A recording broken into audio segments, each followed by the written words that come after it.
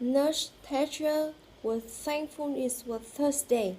She knew that on Thursday she had to deliver 33 boxes of thermometers to the North American Athletic Club.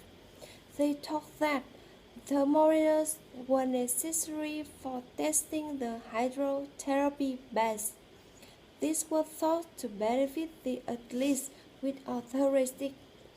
The athlete trainers required authorization to provide hydrotherapy to the joyful athletes on 3 bulletin boards with thumbtacks throughout the athletic club. Rather than risk the health of the athletes, they thoroughly checked the thousands of thermometers to ensure their worthiness. Otherwise, they needed to be thrown away.